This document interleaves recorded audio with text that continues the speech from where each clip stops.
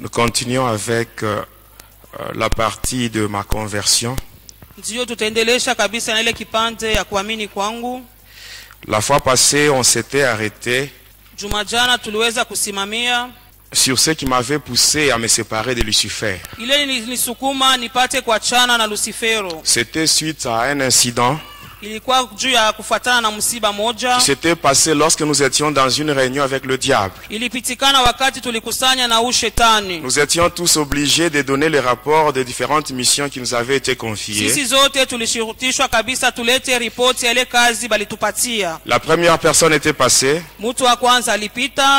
La deuxième, moi j'étais la 9e personne.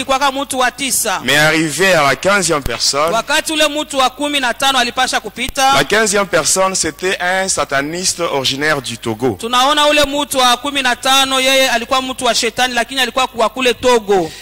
Amen. Amina. Quand il devait donner le rapport de sa mission, il avait dit qu'il avait connu un échec. Amen. Amina. Et quand il cherchait maintenant à expliquer le pourquoi de son échec, il avait cité le nom de Jésus. Et nous tous, nous étions tombés ensemble avec le diable. Et moi, avant cela, je croyais que c'est le diable qui était au-dessus de toutes choses. Je croyais que sa puissance était au top. Alors comme j'avais un délai que le diable m'avait imposé, j'avais peur et je ne savais pas quoi faire. Alors lorsqu'il était tombé, juste parce qu'on avait prononcé le nom de Jésus, à ce moment-là, je m'étais dit, quand j'étais de retour à Likasi, je m'étais dit ceci. Donc cet homme, quand il me parle qu'il est au-dessus de toutes choses, à partir de ce qui vient d'arriver, j'ai fini par comprendre qu'en dehors du diable, il y a une puissance qui est au-dessus de celle de Lucifer. Et cette puissance, c'est la puissance du Seigneur Jésus. Amen, amen. Amina. Nous continuons aujourd'hui avec ma conversion. Mais le vendredi, je vais vous parler sur ma délivrance. Ce qui m'était arrivé le 20 décembre de l'année 2003. Le 20 décembre 2003. Lorsque j'étais mort. Et on se préparait déjà pour aller m'enterrer. Mais pendant ce temps-là, j'étais dans le monde astral.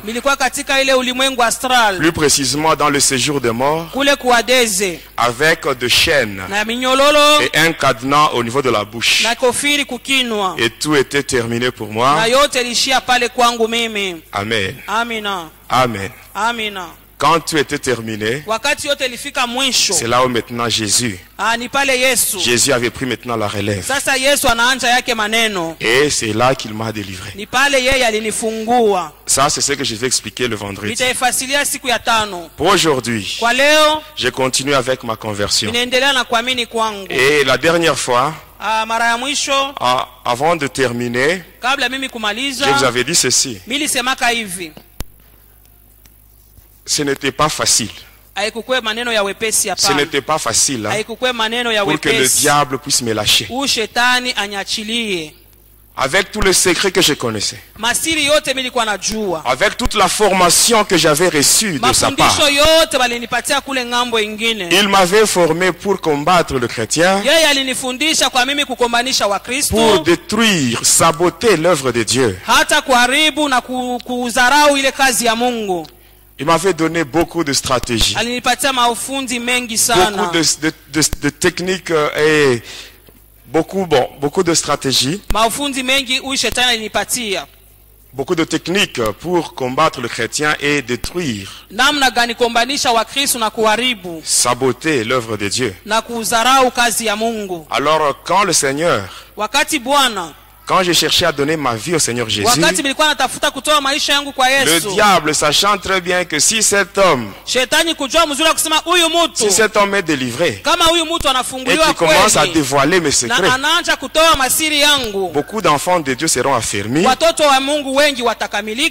et beaucoup de gens seront délivrés. Alors pour cela, je ne dois pas le lâcher facilement.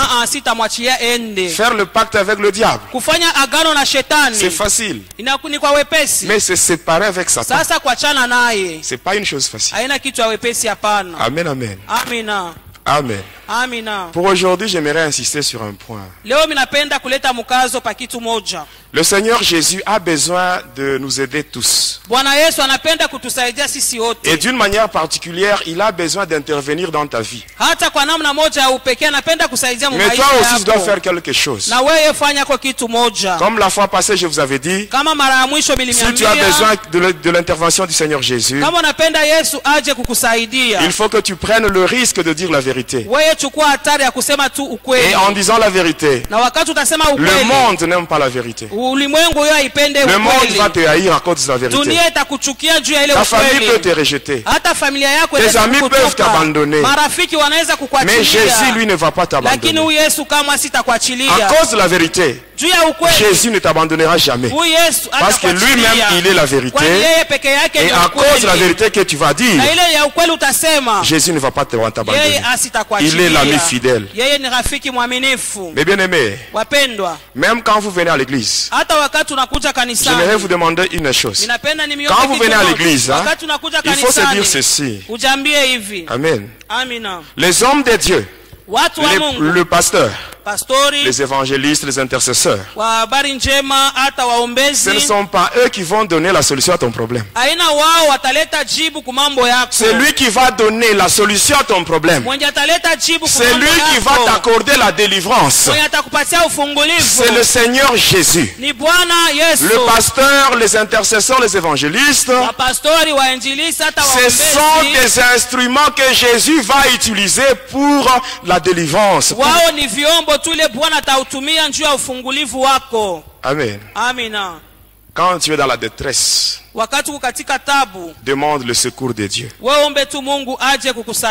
Et ici, j'attire aussi l'attention de ceux-là qui servent encore le diable dans la sorcellerie et qui font des histoires dans l'église. Faites attention. On ne se moque pas de Dieu. C'est que l'homme aura semé. Il va moissonner tout le temps. Et quand tu fais des choses là, ne crois pas que Dieu ne te voit pas. Il te laisse l'occasion. Que tu prennes, que tu saisis cette occasion pour changer. Mais si tu continues comme ça, dans l'église de Dieu, sache qu'un jour, lorsque Dieu va dire trop c'est trop, Dieu va te frapper, tu seras humilié. Même les gens qui te respectent, vraiment tu n'auras plus de valeur. Amen. Lisons la parole de Dieu. Le premier livre, nous lisons le livre des Psaumes, le chapitre 60 et le verset 13. Le deuxième livre, nous lisons l'épître de Paul aux Galates, le chapitre 6 et le verset 7. Le dernier livre, c'est le livre d'Ésaïe, le chapitre 66 et le verset 16. Psaume 60, verset 13, nous lisons au nom de Jésus. Donne-nous du secours contre la détresse. Le secours de l'homme n'est que vanité. Galates 6, verset 7, nous dit ceci. Ne vous y trompez pas. On ne se moque pas de Dieu. Ce qu'un homme aura semé, il le moissonnera aussi. Ésaïe 66, verset 16, nous dit ceci. C'est par le feu que l'Éternel exerce ses jugements. Et c'est par son glaive qu'il châtie toute chair. Et ceux que l'Éternel tuera, c'est que tuera l'Éternel seront en grand nombre. Amen. Amen, amen.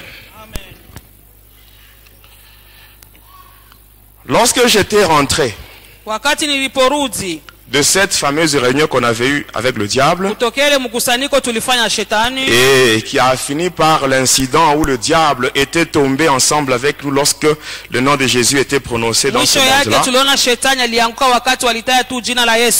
Alors, quand j'étais rentré, je savais que le diable m'avait imposé un délai.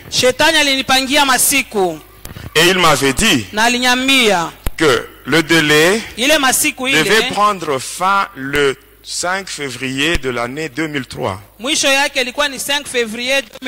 Or, on était déjà à la fin de l'année 2002. Alors, qu'est-ce qui s'était passé? Arrivé l'année 2003. Amen. Je m'étais dit ceci. Comme on a cité le nom de Jésus, là où nous étions, et que tous ensemble avec le diable nous étions tombés par terre. Alors je dois me rendre là où on cite ce nom-là. Et là je verrai les hommes de Dieu. Ils vont prier pour moi en citant ce nom-là. Et ainsi les démons qui sont en train de me déranger vont prendre fuite. Et ainsi que c'était passé, un jour, j'avais rencontré un ami. Son nom c'est le frère Thierry. Alors il m'avait conduit chez son pasteur. C'était à Likasi dans la commune de Kikula sur l'avenue Tanganyika. C'était la nuit. Il y avait une veille de prière. Nous étions arrivés là à 21h30. Il y avait le pasteur et les intercesseurs. Ils étaient en grand nombre. Alors qu'est-ce qui s'était passé? On m'avait conduit chez le pasteur. On est allé se mettre quelque part avec le pasteur. Et là je lui relatais maintenant mon passé. Et après avoir terminé, il me dit ceci: ça va, nous allons nous occuper de ton cas. Mais pour l'instant, tu vas te mettre dans ce coin-là. Et il m'avait donné une chaise et je m'étais mis à bas. Et la prière avait commencé. Arrivé à minuit, c'était une veillée de prière où il y avait seulement les intercesseurs et le pasteur. Ils étaient plus de 30 personnes. Alors qu'est-ce qui s'était passé?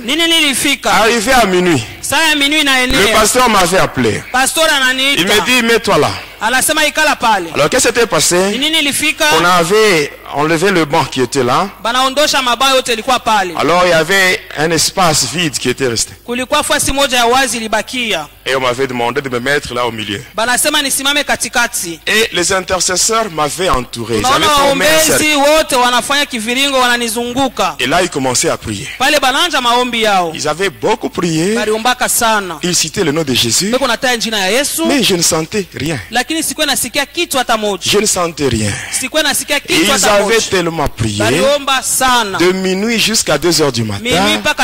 J'étais là, je le regardais et je ne sentais rien. Il n'y avait aucun effet sur moi, malgré que ces gens-là étaient en train de citer le nom de Jésus. Mais bien aimé, faites attention. Le nom de Jésus. Amen. Quand ce nom-là est cité par une personne qui vit dans le péché, il n'y aura rien. Mais si ce nom-là est cité par une personne qui marche dans la crainte de Dieu, et là automatiquement il y aura des effets. Ces gens-là priaient et à la fin ils étaient fatigués. Le pasteur allait se mettre devant la porte. pastor anaenda kuikala kule kumulango. Alors eux, les intercesseurs, ils continuent à prier. Waombezi wanaendelea na kazi yao. Pendant qu'ils priaient, wakati walikuwa naomba, ils étaient fatigués. Bakachoka. Et comme ils voyaient qu'il n'y avait rien sur moi, vile balona kuna kitu kinafanyika juu yangu, alors ces gens-là commençaient maintenant à me donner 2 coups de poing au nom de Jésus. Sasa bakaanza kunipika makofi katika jina la Yesu. On me donnait 2 coups au nom de Jésus. Wananipika mangumi katika jina la Yesu. Mais pendant qu'ils me donnaient 2 coups, wakati walikuwa napika mangumi, mais je sentais comme s'ils étaient en train de me gratter. Nilikuwa nasikia kama beko nanipalula kwa pamwili. J'ouvre les yeux. Minafungua macho yangu. Je regarde les intercesseurs qui m'entouraient. Minaangalia wale waombezi walikuwa wananizingira. Ils étaient tous nus. Wote walikuwa uchi bila mavazi. Sans habit. Bila vazi hata moja. Si tu ne marches pas dans la crainte de Dieu, si tu n'as pas une vie de sanctification, ne t'hasarde pas de chasser les démons, mais tu vas faire la honte du nom de Jésus. Amen, amen. Amina. Alors quand ces gens-là me frappaient, alors là j'étais fâché, j'étais énervé, et je me disais à moi-même, le fait de venir ici et dévoiler tous mes secrets, c'est une trahison vis-à-vis du diable. Alors comme il n'y a rien, lorsque je vais rentrer chez moi, on va sérieusement me frapper. Et avant que je sois frappé, et là, alors là, je commence d'abord à faire frapper ces gens. Bon, je vous dis la vérité. Vous voulez que je puisse sauter cette étape? Je vous dis la vérité, hein, c'est que c'était passé. Alors là, je commençais à donner des coups. Ce n'était même pas des coups que je donnais sérieusement. Je poussais seulement ces gens. Et quand je poussais, ils sautaient pour tomber sur des bancs. Les bancs étaient cassés. Et là, j'étais sorti. Je suis sorti de l'église. Tel que j'étais. Quand j'étais arrivé chez moi, les esprits méchants m'attendaient. Et là, on m'avait sérieusement tabassé. On m'avait frappé. Et là, je saignais. Dans les narines, la bouche, même dans les oreilles. Et le lendemain matin, je m'étais dit, je dois encore chercher d'autres serviteurs. Malgré qu'on m'avait frappé, moi-même, j'étais allé voir un autre serviteur.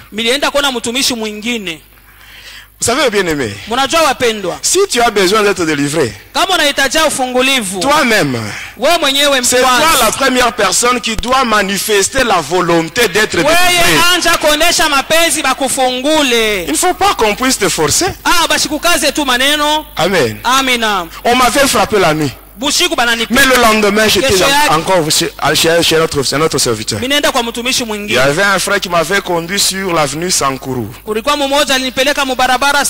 J'arrive là-bas. Il y avait un monsieur là, un pasteur là. Il avait son nom, mais à la fin, on a ajouté Fire. Je ne dis pas son nom. Alors quand j'étais entré là, qu'est-ce qui s'était passé? C'était un mercredi. Sur l'avenue Sankuru. Dans cette église-là, comme toiture, il y avait une bâche.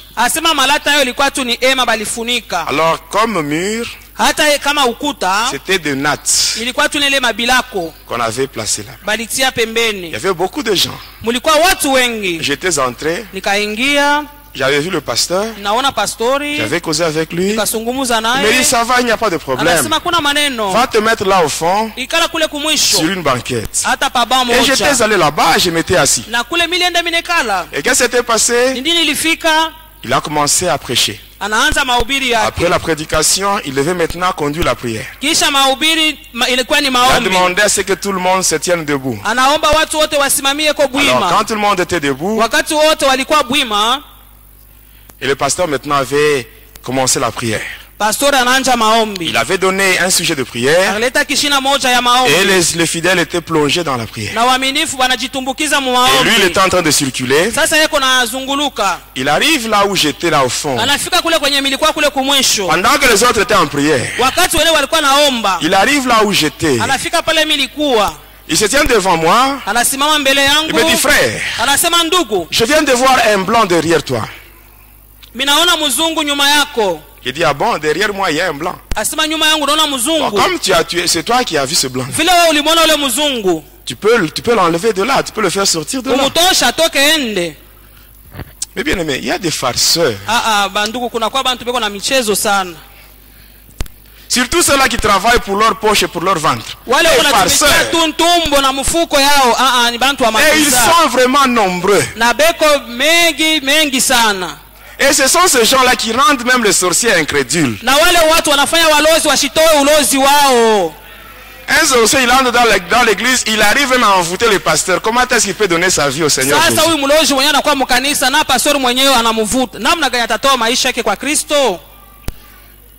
Amen. Amina. Si tu n'as pas été appelé par le Seigneur Jésus, tu dois seulement te mettre dans le pourtour comme tout le monde. On t'enseigne. Et au moment opportun, si vraiment le Seigneur t'a appelé, il va aussi t'équiper. Notre Dieu, quand il donne la vision, il donne aussi la provision. Amen. Amina. Alors il était là. Et subitement là il commence à parler en langue. Commence à parler en langue. Je le regarde. Je le regarde. Un homme sans habit. Et là il cherchait maintenant à me tenir. Alors je le regarde. Je fais seulement ceci. Avec ma main, je le touche seulement. Je ne l'avais pas poussé. Je l'avais juste touché. Et juste quand ma main avait touché son corps, le pasteur était projeté. Et il est allé tomber sur le fidèle. Et quand il était tombé sur ce fidèle, la prière avait pris fin. La prière avait pris fin. Et les intercesseurs commençaient à déplacer les bancs. Et il y avait encore un espace vide. Et ces gens-là commençaient à prier pendant que le pasteur était à terre. Et eux commençaient à prier. Et j'avais aussi commis la même bêtise. Ils commencent à me donner des coups au nom de Jésus. Et quand je commence à les pousser, ils sautent. Et quand ils sautent, ils sortent avec des nattes. Ils sortent avec des nattes. Et à la fin, quand je devais quitter ces lieux-là, il y avait juste la toiture, toutes les nattes n'étaient plus là. Et j'étais parti. Amen, amen. Et quand j'étais parti, un jour, il y a une sœur. Elle était venue me voir. C'était la mère de ma fille. Alors elle m'avait donné l'adresse d'un prophète. Du côté, quand vous êtes à Likasi, vous vous rendez vers le camp Génie. Sur l'avenue Dilolo. On m'avait donné l'adresse d'un prophète. Et j'étais parti. J'arrive là-bas, je frappe à la porte. Le prophète était chez lui au salon avec sa femme. Quand j'étais entré, j'arrive là-bas, je les salue. Il me demande le pourquoi de ma visite. Et là je commence à parler. Je commence à parler que je suis sataniste, je cherche la délivrance. Et je voulais ajouter. Il me dit tais-toi. Tais-toi. Mets-toi à genoux. Pendant que tu étais en route, Dieu m'a dit Dieu m'a dit qu'en route, il y a un homme, un sataniste qui vient chez toi. Tu dois prier pour sa délivrance. Eh bien, mais pourquoi mentir? Pourquoi mentir au nom de Jésus? Mais si Dieu ne t'a pas donné un message, tais-toi. Mais bien aimé, maudit soit l'homme qui dit Dieu a dit pendant que Dieu n'a rien dit. Le silence de Dieu ne signifie pas son absence. Amen. Alors, il me dit, mets-toi à genoux. Et comme c'est moi qui étais dans le besoin, j'étais obligé d'obéir. Et j'avais obéi à cet homme-là. Je m'étais mis à genoux. Alors il vient directement avec sa main, il impose sur ma tête. Il commence à prier. Juste quand il avait imposé sa main sur ma tête, il était lui-même projeté, il est allé se cogner au mur. Et quand il s'était cogné au mur, il se relève, il prend sa femme par la main, il ouvre la porte, et les deux prennent fuite. Et il me laisse seul dans la maison. Et quand j'avais ouvert la porte, ils étaient déjà dans la parcelle, hein? Et juste quand j'avais ouvert la porte, ils me voient, ils quittent la parcelle, ils se retrouvent maintenant sur la route. Et même les gens, les voisins étaient venus. Il y avait beaucoup de gens là-bas. Alors comme j'avançais, le prophète et sa femme, ils avaient quitté même la route, hein, pour aller maintenant dans la parcelle de l'autre côté. Lui qui avait dit que Dieu lui avait dit. Voyez, pourquoi tromper? Il y a des gens qui croient que non, Dieu agit seulement par la prophétie. Non. Parce qu'aujourd'hui il y a même des prophéties fabriquées. Les vrais prophètes, ils sont là, ils existent. Mais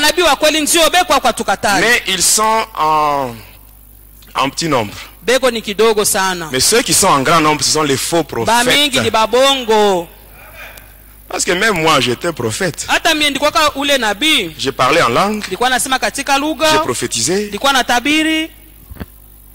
Amen. C'est triste. Et j'étais sorti de là, j'étais rentré chez moi. J'arrive chez moi, on m'attendait. Et là, on m'avait encore frappé sérieusement. J'étais resté chez moi. 2 jours plus tard, il y avait un autre frère qui était venu me voir. Et il me donne l'adresse d'un autre prophète. J'étais parti. J'arrive là-bas. Je frappe à la porte. Il me dit, n'entre pas. Il était à l'intérieur, hein? Il me dit, n'entre pas. Commence par enlever tes souliers. Parce que ici tu es sur un lieu saint. Enlève tes souliers vite. J'avais enlevé mes souliers. Et après j'étais entré. J'entre dans le lieu saint. Je me retrouve dans le lieu saint, il y avait la natte. Et il me dit, mets-toi là. Et je m'étais assis sur la natte dans ce soi-disant lieu saint. Étant là-bas, et le prophète commence à prier. Il prie en langue. Et pendant qu'il priait, il était en train d'invoquer les démons. Bon, comme moi j'étais sataniste, j'étais déjà familiarisé avec les démons. Quand quelqu'un invoque les démons, pour moi ce n'était pas difficile de découvrir. Il invoque les démons.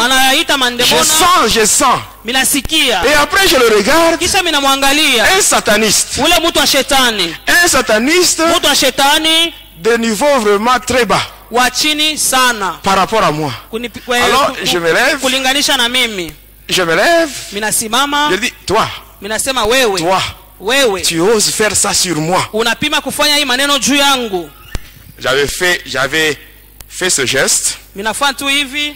Je fais ça. Minafanya hivi sur son visage. pa uso wake.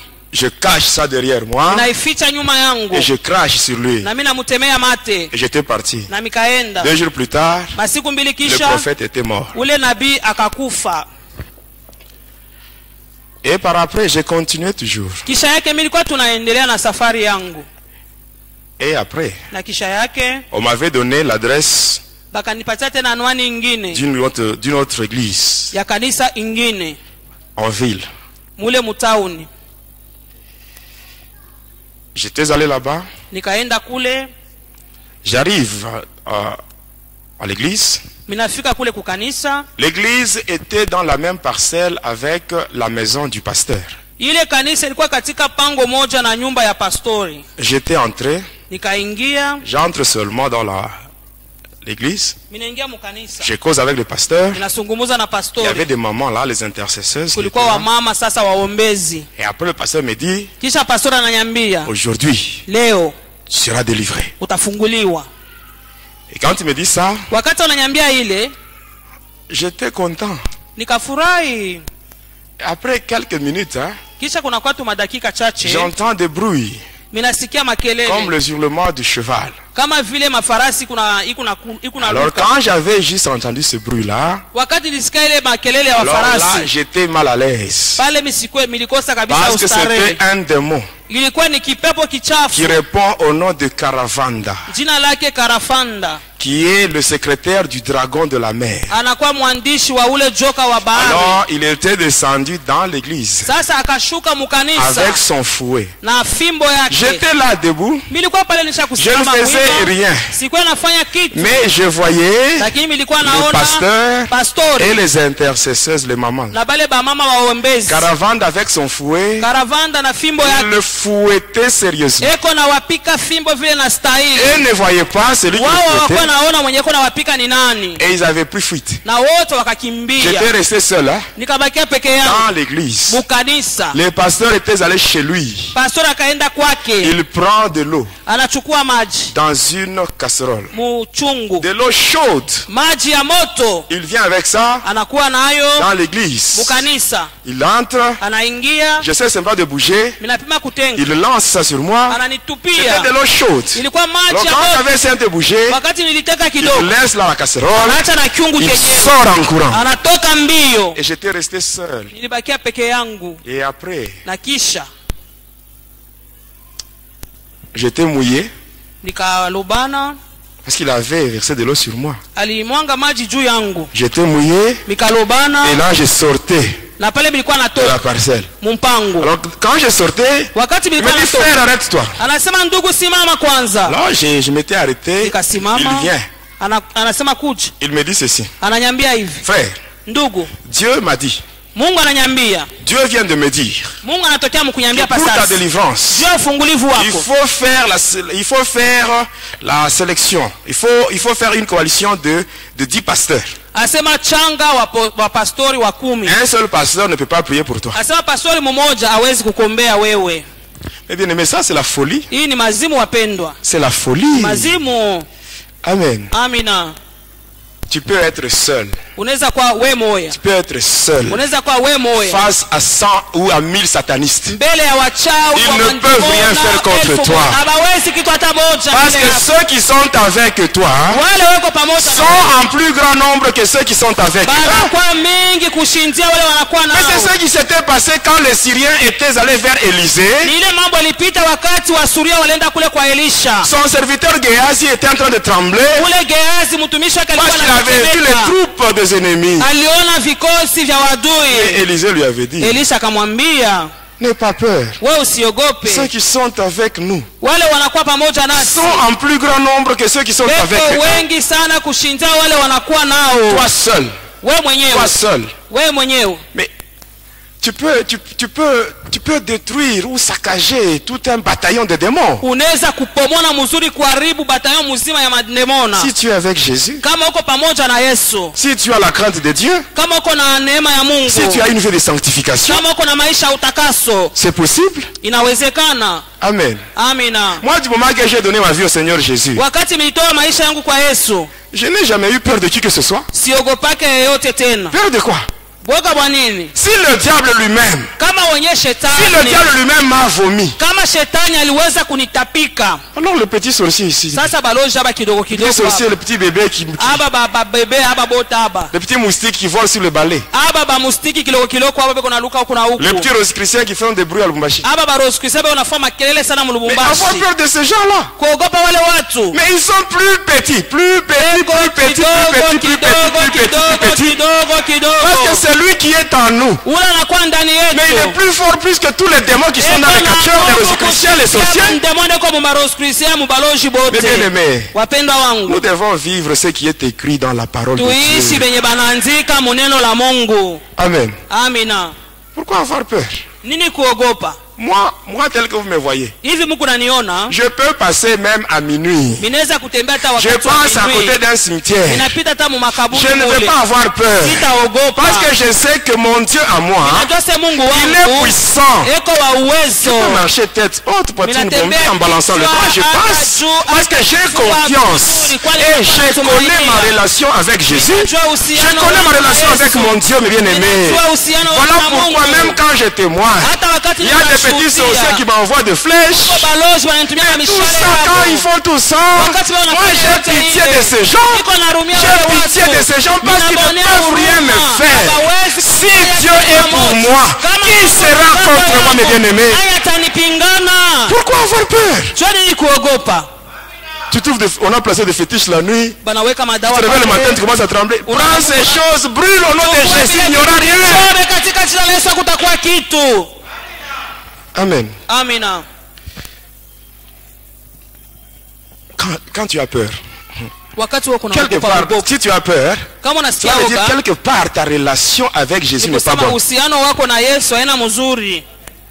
Mais nous devons vivre ce que la parole de Dieu nous dit. Jésus lui-même il dit, voici je vous donne le pouvoir de marcher sous les serpents, les scorpions, sur toute la puissance de l'ennemi et rien ne pourra vous nuire. Et c'est la vérité. C'est la vérité. Moi on m'a déjà piégé à maintes reprises. On a déjà envoyé des satanistes. Mais malgré tout ça, je n'ai pas peur. Je vais continuer à témoigner. Je vais continuer à dévoiler les œuvres du diable. Et tout cela pour la gloire de Jésus. Il y a des gens qui tremblent. Quand tu trembles, tu donnes la force à tes ennemis. Et quand tu minimises les ennemis, c'est facile pour toi de les écraser. Amen. Alors quand j'ai été sorti de cette église-là, on m'avait encore adressé à une autre église. J'étais arrivé là. Alors on commençait à prier pour moi. Ils étaient à 6. Les 4 là se sont précipités pour mettre leurs mains sur ma tête. Et ils étaient projetés. Alors quand ils étaient projetés, les 2 qui étaient restés debout, ils m'avaient abandonné pour s'occuper de ces gens-là qui étaient à terre. Alors là j'étais sorti, j'étais rentré chez moi. Après cela, j'étais allé dans une autre église sur l'avenue Foyer Social. J'entre par la porte principale. Les démons descendent, ils commencent à frapper les gens commencent à sortir par la porte secondaire. J'étais parti. Je vais encore sur l'avenue Lumumba. Croisement avec l'avenue Mukumbi. À côté, il y a une station de Fina. J'étais entré là. Il y a des démons qui frappaient les gens. Les gens avaient pris fuite et on m'avait laissé. Je quitte cette église-là. Je vais sur l'église suivante. Sur une même avenue. Même chose. Je vais dans une troisième église. Sur une même avenue. Même chose. Et à la fin, j'étais... Amen. Hein? Amen. J'étais entré dans 23 églises. Mais dans toutes ces 23 églises, je n'avais pas trouvé la solution à mon problème. À la fin, qu'est-ce qui se faisait? Lorsque je me rendais aux églises, moi je partais avec une bonne intention. Je ne partais pas là-bas pour que les démons descendent afin de frapper les gens. Moi je disais la vérité. Amen, amen. Amina. Et à la fin, qu'est-ce qui s'est passé? Lorsque je me rendais aux églises, qu'est-ce qui s'est passé? On me voyait de loin. Et là, on m'envoyait des frères. On vient me voir. On dit, frère, le pasteur a dit, ne viens pas dans notre église. Tu vas faire fuir les gens.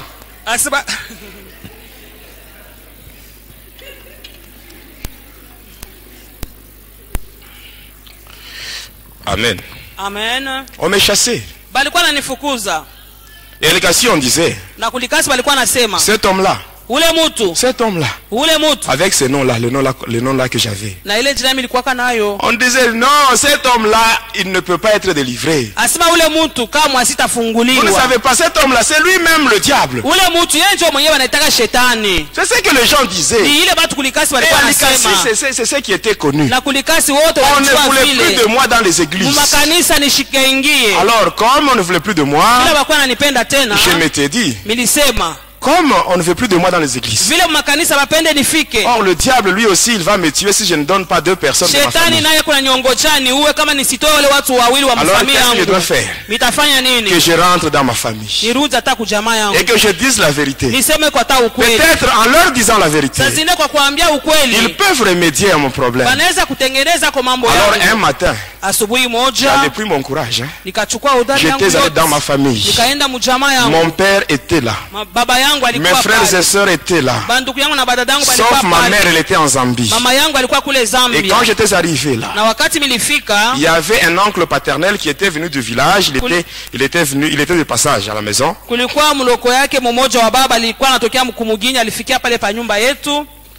Alors quand j'étais là au salon, avec toute la famille réunie, j'avais dit ceci. Vous savez tous que je suis sataniste. Mon père m'avait dit ceci. Oui, je sais. Oui, je sais. Et ton père, c'est le diable. Oui, c'est ce que mon père m'avait dit. Parle vite. Nous avons d'autres choses à faire. Alors j'ai dit ceci. Vous savez que je suis sataniste. Et maintenant, au moment où je vous parle, on m'a demandé de tuer 2 personnes. Et les 2 personnes qu'on m'a demandé, les 2 personnes que je dois tuer, c'est parmi vous qui êtes ici. Amen, amen. Mettez-vous à leur place. Mettez-vous à leur place. Amen. Amen. J'avais dit la vérité. J'avais pris le risque de dire la vérité. Et quand je disais cette vérité-là, je n'avais pas une mauvaise intention. Je disais la vérité. Et c'est ce qui était réel. Et avant de me répondre, alors tout le monde commençait à pleurer. C'était déjà le deuil. Il n'y avait pas quelqu'un qui était mort, mais c'était déjà le deuil.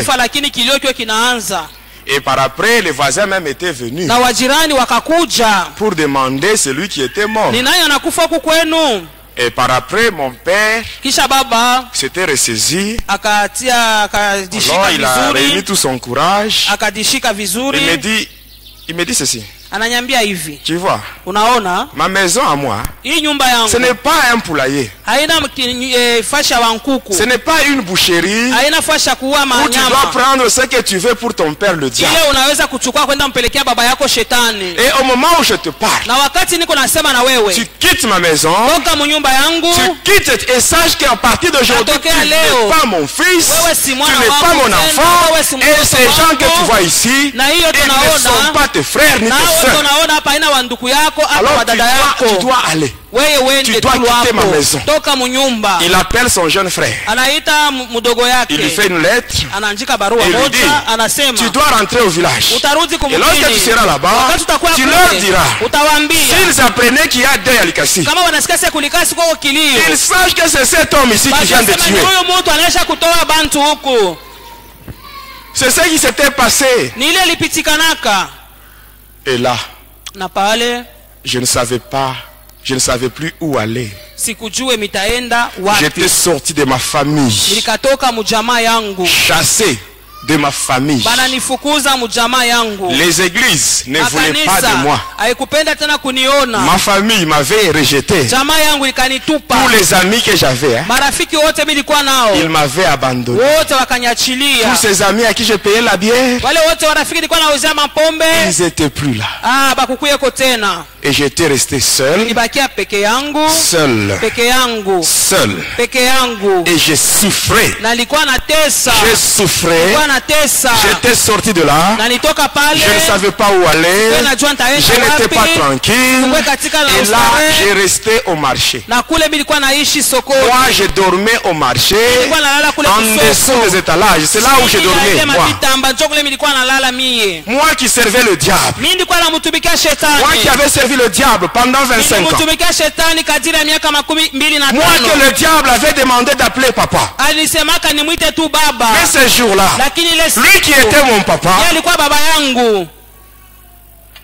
il m'avait abandonné. Mais bien aimé, dans le moment de détresse, demandons le secours de Dieu. Le secours de l'homme n'est que vanité, mes bien-aimés. Et j'étais triste. Et là je prenais tous les drogues nécessaires pour chercher à avoir la paix. Mais c'était sans succès.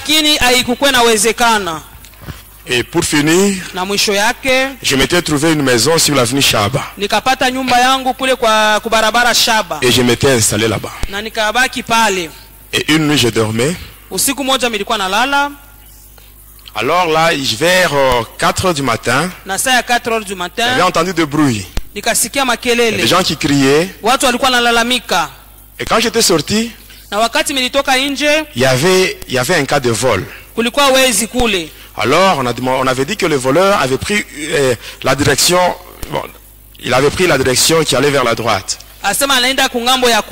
Alors ensemble avec ceux-là qui étaient là, on commençait à poursuivre le voleur. Et comme on ne l'avait pas trouvé, on était rentré. Arrivé là-bas, les gens qui étaient là, ils avaient dit, on n'a pas vu le voleur. Alors une sœur de cette famille-là, la famille victime, cette sœur avait dit, pourquoi vous dites que vous n'avez pas trouvé le voleur? Vous n'avez pas trouvé le voleur, mais le voleur est là. Et c'était moi qu'on avait cité, qu'on avait désigné comme voleur. Je dis, moi voleur? Mais qu'est-ce que j'ai fait? Tout ça, c'était le diable. C'était les esprits qui s'étaient incarnés dans cette sœur-là pour m'énerver. Afin que je puisse solliciter maintenant l'intervention du diable. Alors quand on avait dit ça, cette sœur pour moi c'était une humiliation. Alors je me disais, moi voleur? Alors je m'étais concentré, j'ai fait une invocation. On me dit, on va régler ce problème. Mais toi, donne les 2 personnes qu'on a. J'ai dit, ça va, je donne, je vais donner. Alors quand j'avais dit ça va, je vais donner, automatiquement on me dit va au commissariat de police. On va te donner deux policiers. J'étais allé là-bas, je n'avais pas porté plainte. J'arrive là, l'OPJ me voit, il me dit c'est toi. Directement il appelle deux policiers, accompagnez cet homme. Et nous étions partis, arrivés là, on avait arrêté les gens qui m'avaient accusé. On les avait arrêtés, on avait arrêté 3 personnes et on les avait placés dans... On les avait placés au cachot. Le papa, le chef de cette famille-là, c'était un pasteur. Alors qu'est-ce qui s'était passé? J'étais rentré chez moi. J'avais pris mon carnet noir. J'avais pris 2 noms de membres de ma famille restreinte. J'avais pris là-bas. Je devais maintenant les tuer. Il fallait seulement rayer leur nom pour que la mort intervienne quelque temps après. Amen. Amen. C'était le 2 février de l'année 2003. Il est le 2 février 2003. Alors quand j'étais allé au commissariat voir l'OPJ, j'arrive là, il me dit que le pasteur était libéré. On l'avait libéré la nuit. Alors je dis pourquoi on l'a libéré? Il y a des pasteurs qui sont venus plaider pour lui. Alors je lui dis, est-ce que toi tu acceptes ça? Alors là je m'étais concentré.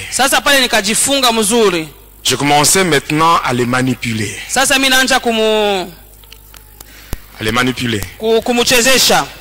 Et là je commence maintenant à lui dicter.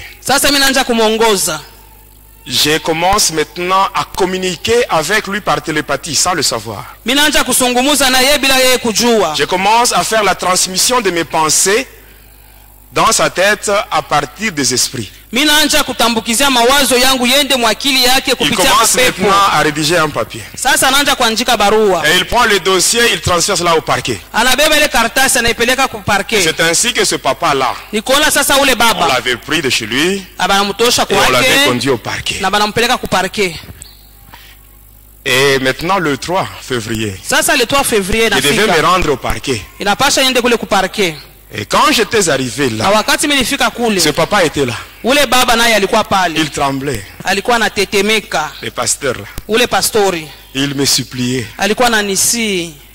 Moi je le regardais. Je dis moi, pardonnez cet homme.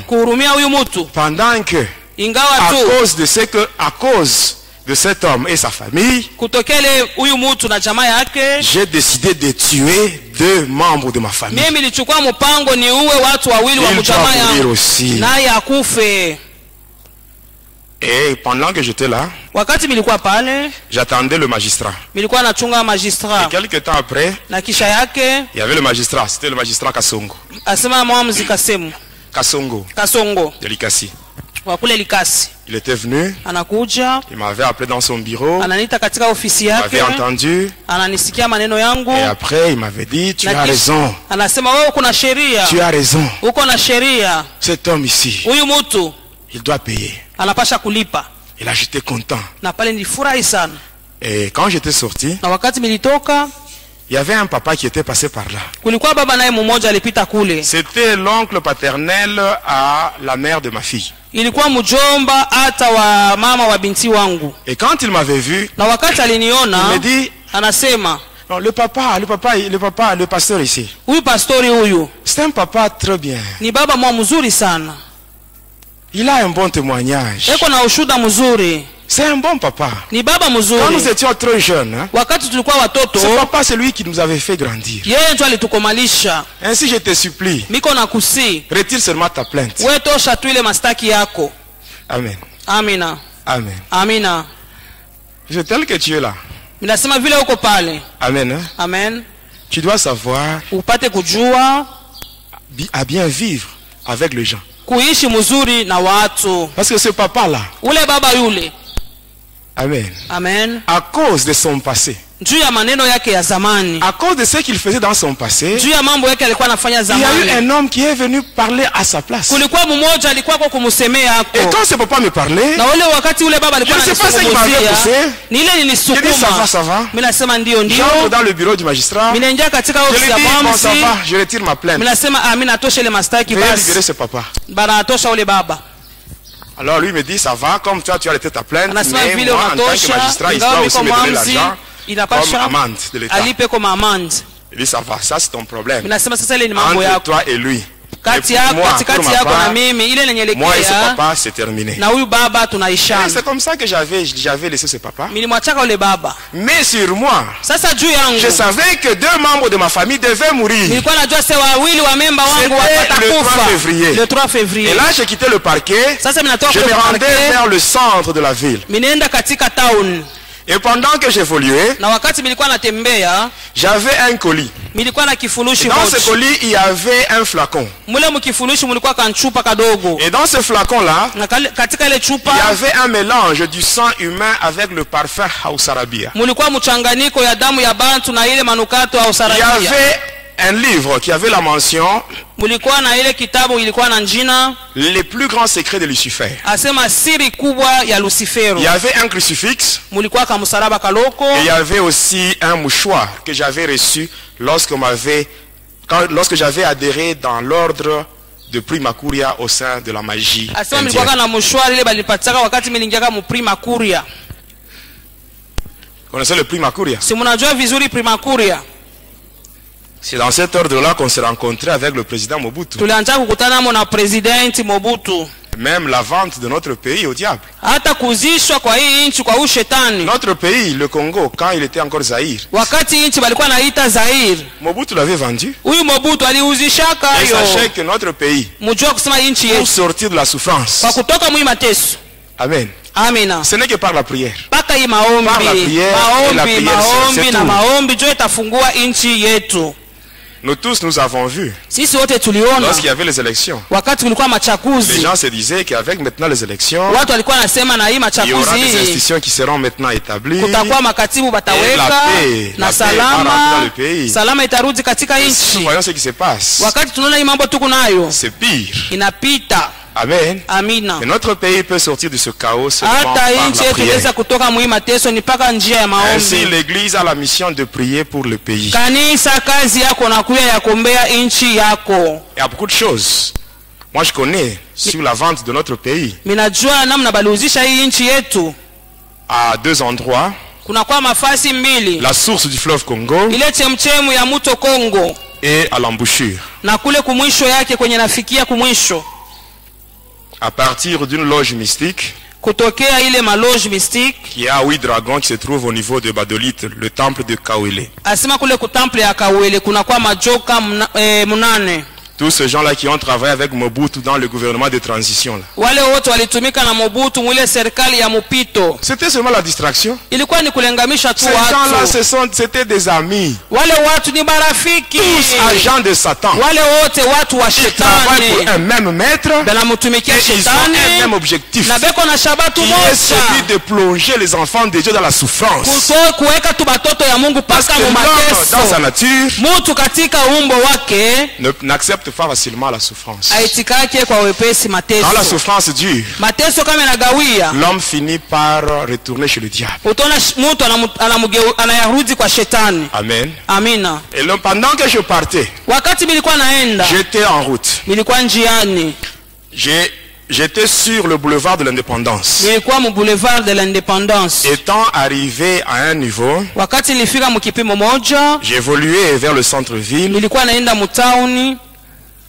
Alors pendant que je passais, il y avait une église. Dans cette église-là, on parlait sur la sorcellerie. On parlait sur la sorcellerie. Celui qui parlait, c'est celui qui faisait la modération. Alors quand j'avais entendu cela, je m'étais dit, mais ces gens, avec leurs églises, ils parlent toujours sur la sorcellerie. Ils parlent sur la sorcellerie, le satanisme. Mais si un sataniste ou un sorcier se présente, ils ne font rien. Ainsi, je vais entrer ici. Je vais appeler les démons. Et ils vont frapper tous ces gens pour qu'ils ne puissent plus parler sur la sorcellerie.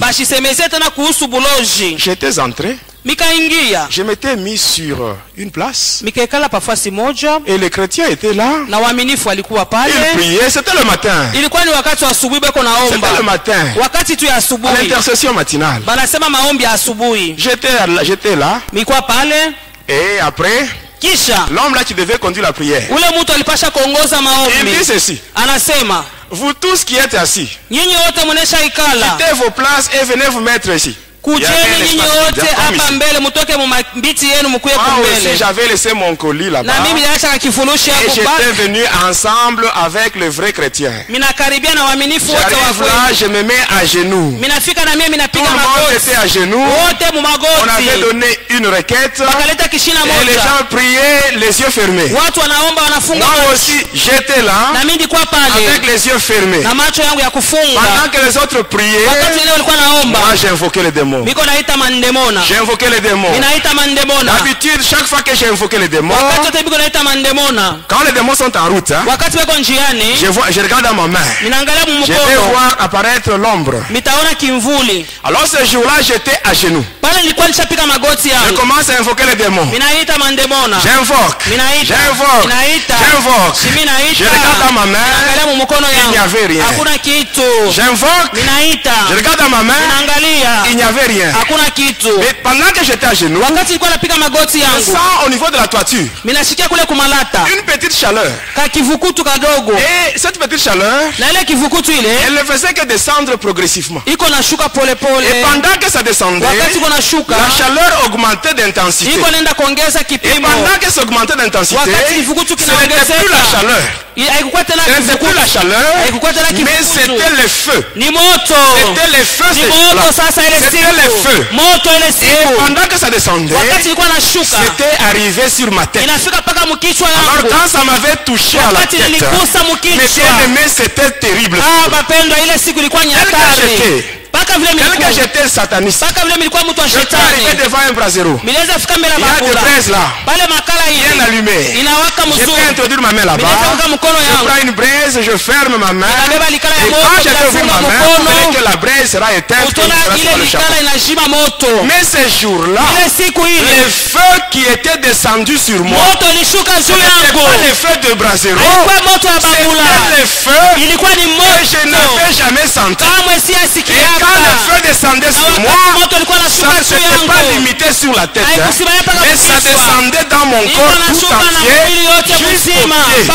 Et là, mon corps commençait à brûler à l'intérieur. C'était terrible. Je m'étais infiltré dans l'église de Jésus avec une mauvaise intention. Même toi, sorcier qui m'écoute, si même quand tu viens à l'église, tu fais ce que tu as toujours l'habitude de faire,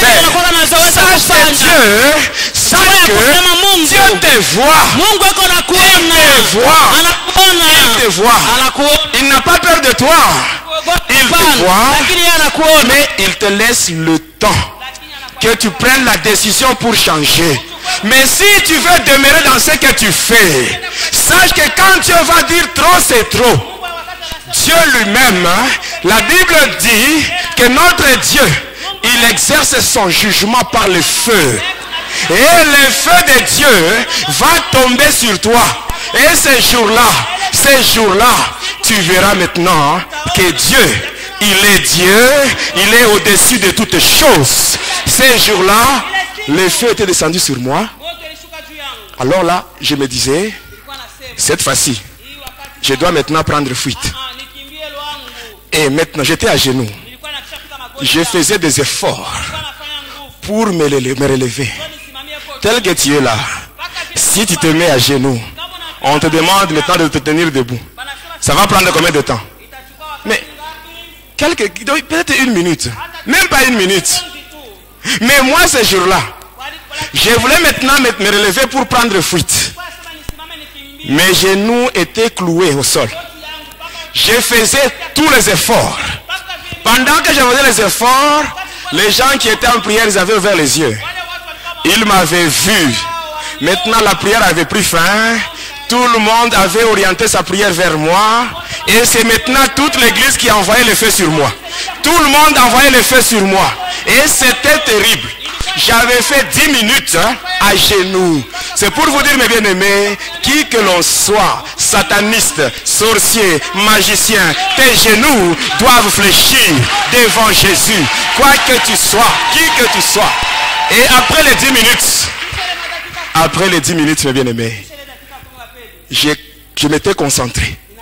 Alors comme il y avait une forte chaleur, j'avais maintenant invoqué. J'invoque mon maître, celui de Kisangani. Il n'avait pas répondu. J'invoque le prêtre qui m'avait initié à la magie catholique. Sans réponse. Alors je me dis, comme tous ces gens ici ne veulent pas répondre, que j'invoque maintenant le plus grand maître. Et là, j'avais invoqué Lucifer lui-même.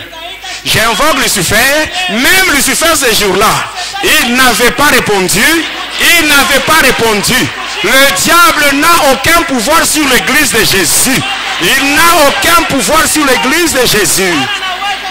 Et à la fin, j'étais tombé. J'avais perdu connaissance. On m'avait fait sortir à l'extérieur. Étant à l'extérieur, même les gens qui passaient. Le matin, c'était à 9h. Les gens qui passaient en ville, on les appelait, venez voir le sataniste qui est tombé. Même les gens qui me craignaient ces jours-là, j'étais complètement humilié. Parce que c'était au centre de la ville. Et étant à l'extérieur, quand j'avais pris un peu d'air, c'est ainsi que la communication avec Lucifer était rétablie. Il me dit, rentre là-bas. Rentre dans l'église et tue 2 personnes. Pendant qu'on me brûlait, il n'était pas là. Mais il me dit encore de rentrer. Vous voyez comment il est moins sérieux. C'est ça la grande différence avec Jésus. Mais bien aimé, c'est ça la grande différence avec Jésus. Quand tu pars en mission avec le diable, avec les démons, tu arrives là-bas, les choses commencent à se compliquer. Les démons et le diable, ils prennent fuite et ils partent. Mais si tu vas avec Jésus, les choses se compliquent. Jésus te dit, mets-toi derrière moi et moi-même, je vais maintenant combattre à ta place. Je vais combattre à ta place. C'est ça la grande différence avec Jésus. Pour aujourd'hui, on s'arrête par là et on continue prochainement.